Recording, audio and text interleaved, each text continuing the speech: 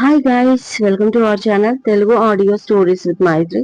నా ఛానల్ని ఎవరైనా ఫస్ట్ టైం చూస్తున్నట్టయితే తప్పకుండా లైక్ చేయండి, షేర్ చేయండి అండ్ సబ్స్క్రైబ్ చేసుకోండి. నా ప్రేమ నువ్వే పార్ట్ 51. ఇక లేట్ చేయకుండా స్టోరీలోకి వెళ్దాం. మా వాడు ఫోర్స్ చేసేసరికి త్వరగా వచ్చాను. నాకు నా భార్యకు కూడా బాగా నచ్చింది వెన్నెల అంటాడు శర్మ. ఓకేరా, నేను వర్ణతో మాట్లాడి చెప్తా. గివ్ మీ 2 days అంటాడు ప్రకాష్. ఏమయ్యో, ఒకసారి పైకి రా అంటూ అరిచింది భైరమ్మ. అని కేశవులు హడావిడిగా పైకి వెళ్ళాడు. ఏం జరిగింది అంటూ. చూడు వాడు ఏం చేస్తున్నాడో ఏడుస్తూ అంది భైరమ్మ. ఎడమ కాలు ఈడ్చుకుంటూ. అప్పటికే సగం మెట్లు ఎక్కాడు బసవడు. ఏమైంది బసవా అని అడిగాడు కొడుకుని పైకి వెళ్లకుండా పట్టుకుని. నేను చచ్చిపోవాలి, నన్ను వదలండి, నేను చచ్చిపోతా అంటూ అరుస్తున్నాడు బసవడు. రే, పిచ్చిగాని పట్టిందా, ఎందుకు ఇలా ప్రవర్తిస్తున్నావు అని రూమ్ కు ఈడ్చుకొచ్చాడు కేశవులు. పిచ్చే, చాతకాని వాళ్ళ మధ్యలో బ్రతుకుతున్నందుకు ఈ రోషం లేని బ్రతుకు నాకొద్దు, అందుకే చచ్చిపోతా అన్నాడు బసవడు. విన్నారు కదా, వాడి కోపానికి కారణం తెలిసింది కదా. ఆ పూజని తీసుకొచ్చి నా కొడుకుతో పెళ్లి చెయ్యి, లేదా దాన్ని చంపేయి. చచ్చిందని తృప్తి పడదాం నేను నా కొడుకు, కాని ఏదో ఒకటి చెయ్యి అరుస్తుంది భైరమ్మ. ఏం చెయ్యాలి? ఆల్రెడీ మన వాళ్ళు వెళ్లి వాడి చేతిలో చావు దెబ్బ తిని వచ్చారు. అలాంటి వాళ్లతో నేను పెట్టుకోవాలా? వీడు బాగుంటే నాకు ఈ బాధ ఉండేది కాదు కదా అంటాడు కేశవులు బసవన్ని చూపించి. ఓ, 10 మందిని మన వాళ్ళని కొట్టి పంపిస్తే చేతులకు గాజులు వేసుకుని కూర్చుంటావా? మొగాడివెన్న నువ్వు? కిరాయి రౌడీలను పిలిపించు, ఆ పూజా దయ్యాన్ని రప్పించు ఇక్కడికి అంటుంది భైరమ్మ. కానీ ఇది చాలా పెద్ద ప్రమాదమే. వాడు పెద్ద బిజినెస్ మ్యాన్ అంట, తలుచుకుంటే మన ఊరినే కొనేస్తాడంట అంటాడు కేశవులు భయపడుతూ. ఛీ, మీతో అవ్వదు, మా అన్నకి చెప్తా. నువ్వు వెళ్ళి బీరువాలో ఉన్న నా కొత్త పట్టు చీర కట్టుకుని కూర్చో అంటుంది భైరమ్మ. నోరు మూసుకో, ఎందుకు అరుస్తావు? ఏదో ఒకటి చేసి తగలడతాను అంటూ విజయవాడలో ఉన్న ఫ్రెండ్ అయిన ఒక రౌడీకి కాల్ చేస్తాడు కేశవులు. హలో మీరా, నా బర్త్డే రోజు లేవు, అడిగితే నువ్వు మీ ఊరు వెళ్ళావని చెప్పారు. ఏంటి అంత ఎమర్జెన్సీ అని అడుగుతుంది పూజ.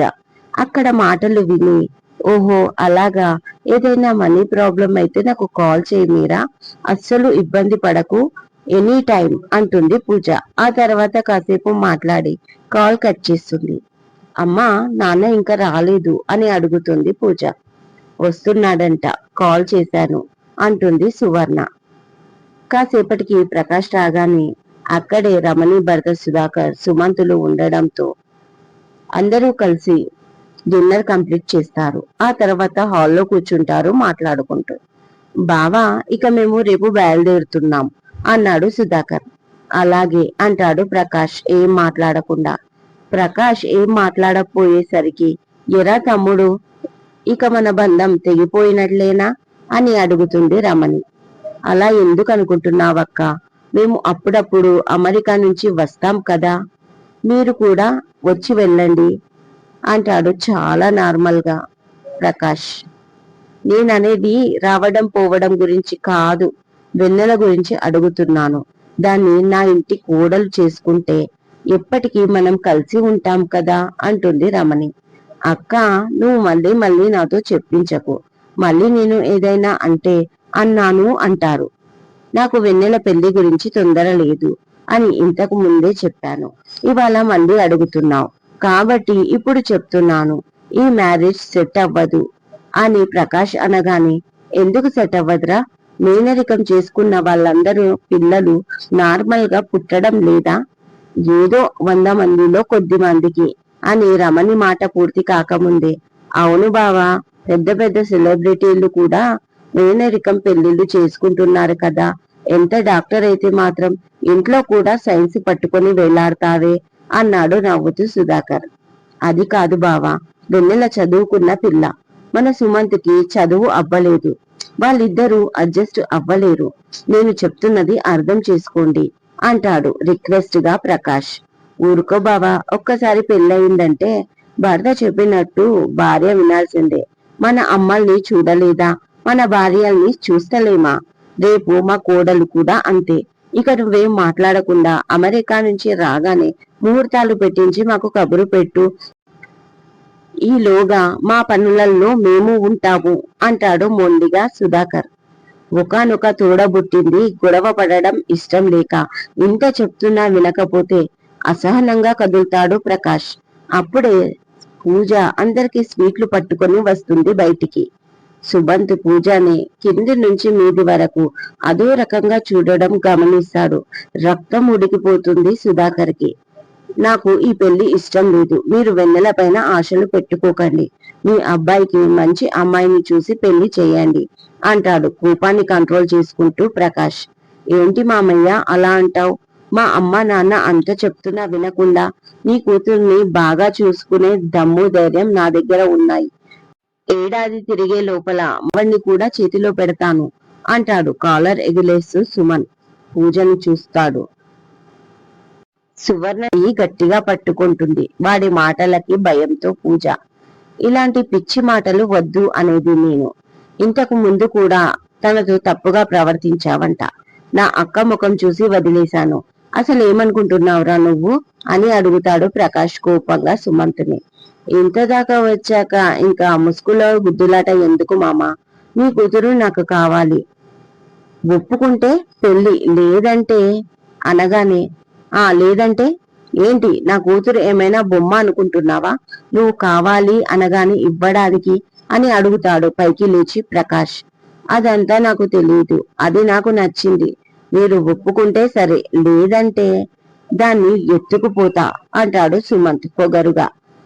రమణి సుధాకర్ ఆపుతున్నా వినకుండా. అంత మొగాడివా అని అడుగుతాడు ప్రకాష్ కోపంగా ముందుకొచ్చి. నా మొగతనం గురించి నేను కాదు, నీ కూతురే నీకు చెప్తుంది అంటూ పూజ చెయ్యి పట్టుకునే లోపు అంతే సుమంత్ అలాగే వెనక్కి 10 అడుగుల దూరంలో వెళ్లి పడతాడు. ముందు నుంచి కొంచెం దెబ్బలతో ఉన్న సుమంత్ అమ్మా అంటూ పైకి లేచి ఎవరు అని చూస్తాడు. అమ్మో అమ్మో, నా కొడుకుని అలా దుబ్బేశావేంటి బాబు? అసలే దెబ్బలతో ఉన్నాడు వాడు అంటూ గగ్గోలు పెడుతుంది రమణి. అందరూ షాక్ అవుతారు రానాని అక్కడ చూసి. ఎదురుగా రానా కోపంగా సుమంత్ని చూసి, ఏరా ఒకసారి దెబ్బలు తిన్న బుద్ధి రాలేదా నీకు? మరొకసారి పూజా జోలికి రావద్దు అని చెప్పాను కదా అనగానే, అయ్యో అయ్యో నీకెందుకయ్యా ఆ అమ్మాయి జోలికి పోతే? నువ్వెందుకు కొడుతున్నావు నా కొడుకుని అని అడుగుతుంది రమణి. ఇది మా కుటుంబ విషయం, నీకెందుకయ్యా అని అడుగుతాడు సుధాకర్. చూప్, ఏటి కుటుంబ విషయం? మామయ్యకు ఇష్టం లేదని చెప్పాడు కదా. ఆడపిల్లతో ఎలా ప్రవర్తించాలో వాడికి తెలీదు. కనీసం పెద్దవాళ్లతో ఎలా మాట్లాడాలో కూడా నేర్పించలేదా మీరు? అయినా ఫస్ట్ మర్యాద అనేది మీకు తెలిస్తే కదా వాడికి నేర్పించడానికి, కోపంతో అంటాడు చాలా ఘాటుగా రానా. ఇదిగో సువర్ణ, నీ అల్లుడు చాలా ఎక్కువ మాట్లాడుతున్నాడు. తర్వాత నా కాళ్ళు పట్టుకొని క్షమాపణ అడిగినా క్షమించదు ఈ రమణి అంటుంది పొగరుగా. ఇప్పుడు వాడు ఏం తప్పుగా మాట్లాడాడు? పెద్దవాళ్ళంతా మాట్లాడుతుండగా నా కూతుర్ని ఎలా పట్టుకుంటాడు నీ కొడుకు అని అడుగుతుంది సువర్ణ. ఏదో వరసైనోడు, అందుకే చెయ్యి పట్టుకున్నాడమ్మా, పట్టుకుంటే ఏమైంది అని అడుగుతాడు సుధాకర్. ఏంటి బావా వరుస? నా కూతురు ఏమైనా బొమ్మ? ఎత్తుకుపోతా అని బెదిరిస్తున్నాడు. ఇలాంటి సంస్కారహీనునికి నా కూతుర్ని ఇవ్వలేను అంటాడు ప్రకాష్. అబ్బో, 4 ఏళ్ల వయసులో తప్పిపోయింది, 25 ఏళ్లకు దొరికింది. ఎవరు పెంచారో ఎలా పెంచారో అది ఇప్పుడు ప్రతివత అయిపోతుందా? ఎంతమంది మొగాళ్లతో తిరిగిందో ఎవరికి తెలుసు అంటుంది రమణి. ఆ మాట వినగానే పూజ కంట్లోకి వాటర్ వచ్చేశాయి. అంత ఈజీగా ఎలా అంటుంది తన క్యారెక్టర్ గురించి అనుకుంటూ. ప్రకాష్ సువర్ణలు కూడా బాగా హర్ట్ అవుతారు. అంతే, సోఫా మీద టీపై పైకి లేపుతాడు రమణి పైకి రానా. కోపంతో అతని కళ్ళు చింత నిప్పుల్లా కనిపిస్తున్నాయి. అలా చూసేసరికి రమణి కూడా భయపడింది. కానీ పూజ, సువర్ణ, సుధాకర్, ప్రకాష్లు రానాకి అడ్డుపడి ఆపుతారు. దాంతో ధైర్యం వచ్చిన రమణి, చంపై, నా కొడుకుని చంపుతావు, ఇక నన్ను కూడా చంపై అని అరుస్తుంది రమణి. రానాని వాళ్ళు ఆపగానే, ఎలా మాట్లాడుతుందో చూడు బామయ్య నా పూజ గురించి అన్నాడు రానా. రానా రిలాక్స్ రానా, ప్లీజ్ రిలాక్స్ రానా, నన్ను మాట్లాడనివ్వు అంటూ ప్రకాష్ రానాని ఆపి, చూడక్క, ఇప్పటి వరకు నువ్వేమన్నా పడ్డాను, ఎందుకంటే నువ్వు నా తోబుట్టువని. మొన్న నా కూతుర్ని చూసినప్పుడు అచ్చం మన అమ్మలా ఉంది అంటే మురిసిపోయాను నేను. కానీ ఇవాళ నువ్వు నా తల్లిని అన్నావు. ఇందాక అడిగావు కదా మన బంధం తెగిపోతుందిరా అని. ఇదిగో ఇప్పుడు తెగిపోయింది మన బంధం. ఇక పైన ఈ తమ్ముడు నీకు చచ్చిపోయాడు అంటూ 2 చేతులతో దండం పెడతాడు ప్రకాష్. ఆ మాట వినగానే ఏడుస్తూ పూజ లోపలికి వెళ్ళిపోతుంది. అందరూ పూజ వైపు చూస్తారు. రేయ్, అది కాదురా నేననేది అంటుంది రమణి మెత్తబడి. అప్పుడే ఒసేయ్, చెప్పాడు కదా ఇంకా ఈ ఇంట్లో ఉండాల్సిన అవసరం మనకు లేదు, పద పద అంటూ రూమ్ లోకి వెళ్లి వాళ్ళ లగేజ్ తెచ్చాడు సుధాకర్. కొడుకు భార్యను తీసుకుని పౌరుషంగా బయటికి వెళ్ళిపోతాడు సుధాకర్. వాళ్ళను ఆపే ప్రయత్నం ఎవరూ చేయలేదు. అరగంట తర్వాత ఒక హోరుగాలిలో పెద్ద వర్షం కురిసి ఆగినట్లుగా ఉంది ఇంట్లో పరిస్థితి. సారీ మామయ్య అంటాడు రానా ఏదో దీర్ఘంగా ఆలోచిస్తూ. పూజ విండో నుంచి బయటికి చూస్తూ కూర్చుంది దూరంగా. సైలెంట్ గా ఆమె పక్కన సువర్ణ కూడా. జరిగిన దాంట్లో నీ తప్పేమీ లేదు వీర్. సుమంత్ మాట్లాడిన మాటలకు నా రక్తమే మరిగింది అన్నాడు ప్రకాష్. అంటాడు రానా. ఇక ఆ టాపిక్ వదిలేయండి అంటుంది సువర్ణ పూజ హెయిర్స్ సవరిస్తూ. ఇదండి ఇవాళటి ఎపిసోడ్. ఈ ఎపిసోడ్ మీకు నచ్చినట్టు అయితే నాకు కామెంట్ లో చెప్పండి. అలాగే లైక్ చేయండి, షేర్ చేయండి, సబ్స్క్రైబ్ చేసుకోండి నా ఛానల్ ని. మరొక మంచి ఎపిసోడ్ తో మీ ముందు ఉంటాను. మైత్రి.